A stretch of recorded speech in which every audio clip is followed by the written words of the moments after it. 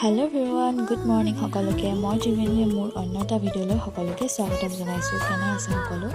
বহুত দিনৰ পৰা প্ৰায় আজি 2-3 মাহৰ পাছত এটা ভিডিঅ' আজি বনাইছোঁ। বহুত দিন ব্লগ দিয়াই হোৱা নাই, মিনি ব্লগ তেনেকৈ।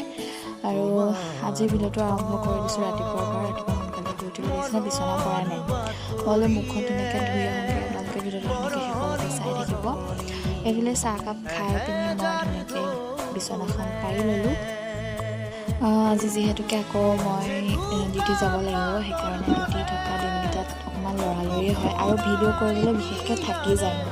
1 মিনিটৰ ভিডিঅ' এটা শ্বুট কৰিবলৈও মোবাইলটো উলিয়াই পিনি মোৰ এলাহ, ভিডিঅ'টো কৰিবলৈও মোৰ এলাহ, বনাবলৈও এলাহ আৰু ভইচ অভাৰ দিবলৈতো তাতকৈও বেছি এলাহ। এইফালে মই ৰাতিপুৱা সোনকালে শুই উঠি মই বোলো ঘৰকেইটা ধুনীয়াকৈ সাৰি লওঁ। মায়ে যিহেতুকে ভাত বনাই আছে। ৰাতিপুৱা সময়কণ বহুত বেছি লৰালৰি হয়, মোৰ কামলৈ যাবলগীয়া হয়, কেতিয়াবা দেউতাও যাবলগীয়া হয়।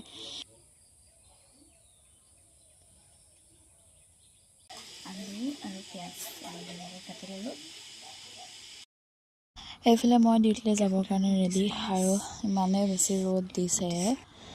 এইফালে পাই গ'লোহি মই ডিউটিত।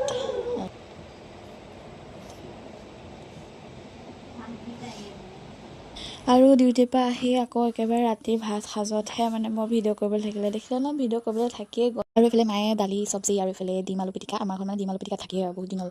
ডিম আলু পিটিকা, তাৰপিছত এইফালে তিয়ঁহ টেঙা, এইফালে আম পিচিছিলে মায়ে, এনেকৈ একদম ধুনীয়াকৈ খাই ল'লোঁ। আৰু এনেকৈ ভিডিঅ'কেইটা দি যাম, ধুনীয়াকৈ আপোনালোকে চাই যাব, ছাপোৰ্ট কৰিব দেই। বাৰু আজিলৈ আহিছোঁ, বাই।